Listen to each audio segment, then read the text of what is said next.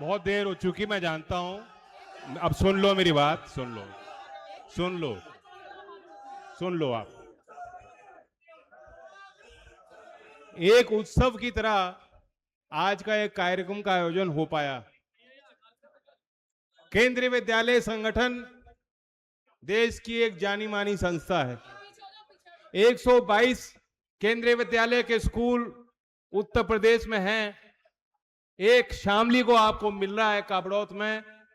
ये बहुत बड़ी उपलब्धि है।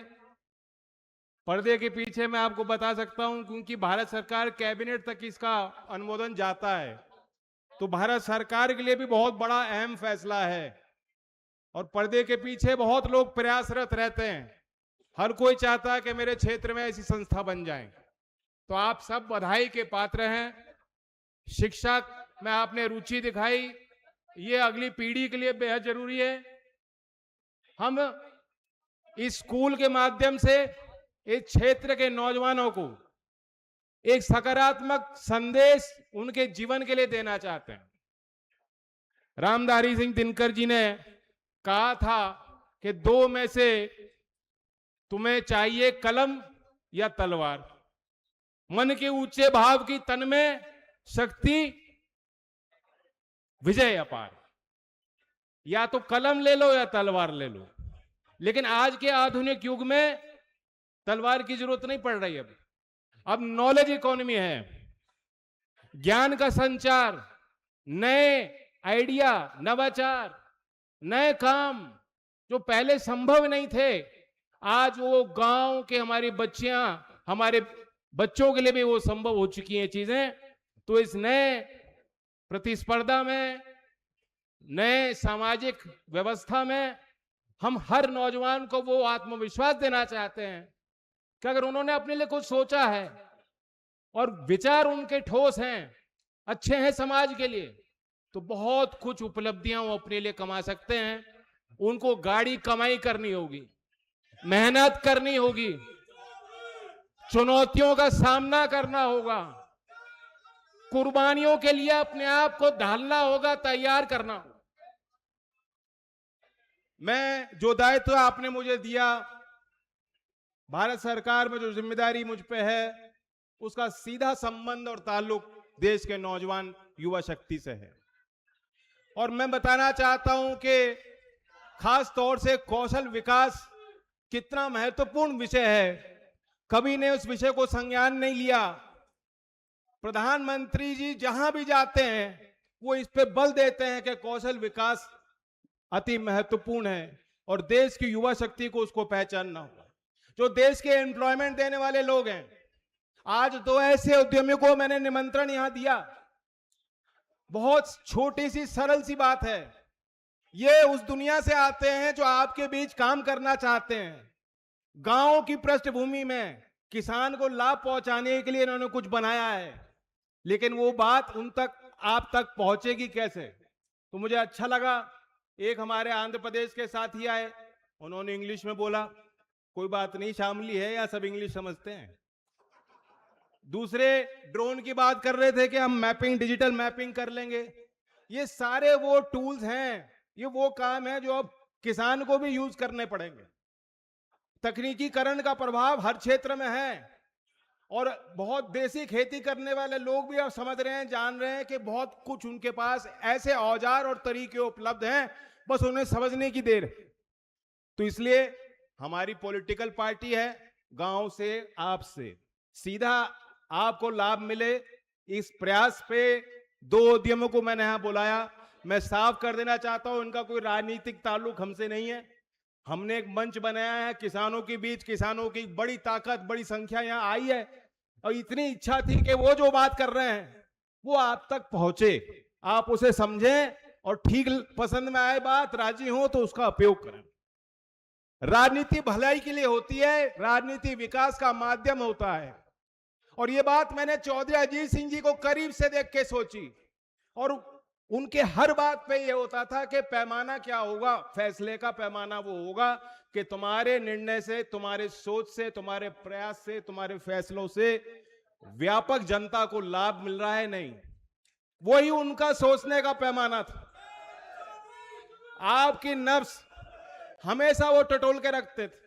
वे जानते थे कि वो आपके लोग क्या सुनना चाहते हैं, उनके माध्यम से, उनकी कलम से क्या काम देखना चाहते हैं। और इसलिए जब जब उनको अवसर मिला, उन्होंने बहुत प्राथमिकता दी कि मेरे क्षेत्र में जो हम लोगों की पहचान है वो और बुलंद हो सके।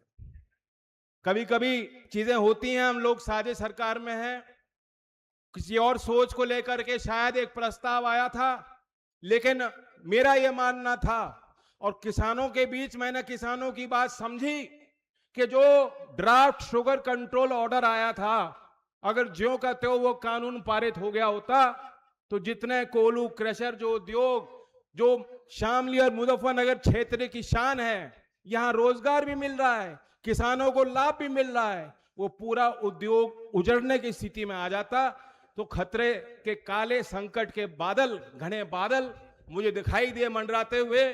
और मैंने आपसे हिम्मत ली, ईकड़ी में, मेरठ में कार्यक्रम में मैंने बोला कि तकनीकी जानकारी हो सकता है मुझे ना हो, आप खेती करते हो, आपको मालूम है, आप अपनी कौम की सोच सकते हो, आप गांव की स्थितियों से बेहतर जानते हो और वाकिफ हो, आप सुझाव दीजिए और भारत सरकार आपके सुझाव को सुनेगी, समझेगी और मानेगी। और मुझे बहुत खुशी है, यही लोकतंत्र है, यही लोकतंत्र का कमाल है। शामली का कोई एक किसान, साधारण किसान भी ये ना सोचे कि दिल्ली उसके लिए दूर। प्रसन्न विधायक की बात मैं सुन रहा था, वो कह रहे थे 6-6 घंटे लग जाते थे दिल्ली जाने में, अब तो दिल्ली दूर नहीं है। जो एक्सप्रेसवे का जाल, जो नए काम यूपी में हो रहे हैं, डिफेंस का एक बड़ा कॉरिडोर बन गया अलीगढ़ तक, बड़ी बड़ी कंपनियां जो भारत में पहले वो चीजें बनती नहीं थी, वो बन के एक्सपोर्ट होने जा रही हैं। कल मुख्यमंत्री जी ने जेवर में 6,500 करोड़ का निवेश, और उसमें 3,000 लोगों को, बच्चों को नौकरी मिलेंगी। सेमीकंडक्टर की 2 बड़ी कंपनियों ने उत्तर प्रदेश में निवेश करने का निर्णय लिया, वो भी स्वागत योग्य फैसला है। ये सब नजर है जनता की, और आपका आशीर्वाद बना रहे। आप देख रहे हो कि धीमे धीमे धीमे धीमे यूपी की तस्वीर बदल रही है। कोई भी बाहर से व्यक्ति निवेश तब करेगा अगर हम उसको विश्वास देंगे कि हमारे निर्णयों में स्थिरता है, हमारे काम करने के तरीके में पारदर्शिता है, हम सबके लिए समावेशी योजना बना सकते हैं और उनको जमीन पे उतार भी सकते हैं। जब ऐसी लीडरशिप मिलती है, तभी कोई अपनी गाड़ी पूंजी को किसी दूसरे नए क्षेत्र में लगाकर जोखिम लेने का काम कर पाता है। आज वो हैसियत उत्तर प्रदेश की है, आप कामगारों की है, मजदूरों की है, उत्तर प्रदेश के किसानों की आज वो हैसियत है कि बहुत सम्मान और इज्जत के साथ आपको देखा जाता है, और ये कहा जाता है कि यूपी में निवेश का यही सही समय है, यही समय है और यही मौका है।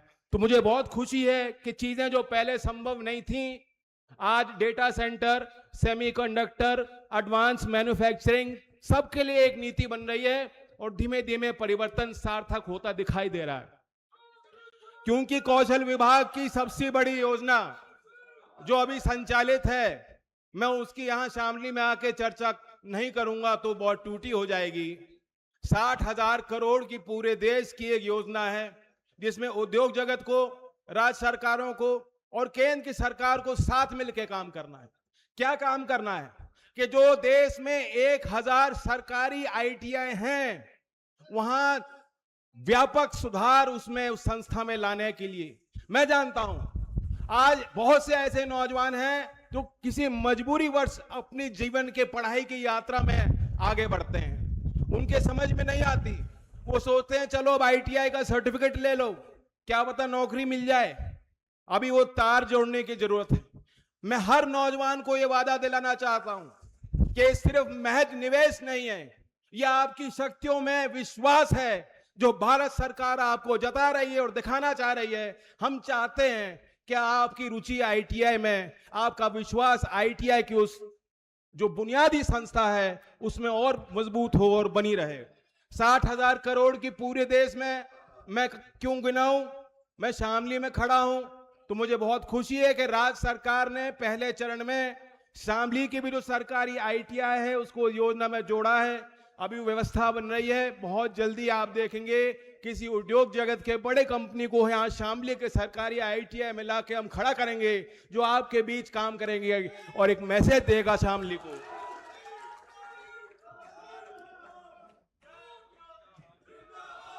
बाकी खुशी सबको है, केंद्रीय विद्यालय आपको मिल रहा है। मैं मजाक में कह रहा था स्कूल तो बनवा दूंगा लेकिन तबादला नहीं कर पाऊंगा, एडमिशन नहीं करा पाऊंगा।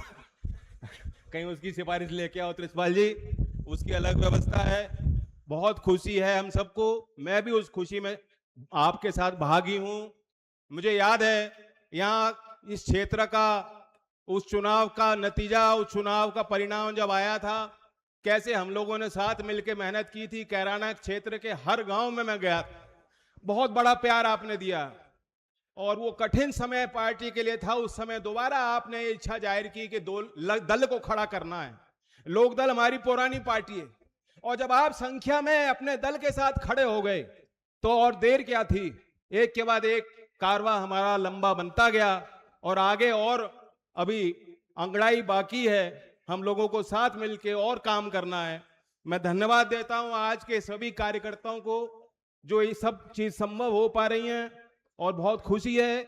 मेरे नाम की भी जो है, अगर आपने पकौड़ी खाई होंगी तो मेरे नाम की भी खा लेना, लड्डू खा लेना। बहुत जल्दी सुचारू रूप से केंद्रीय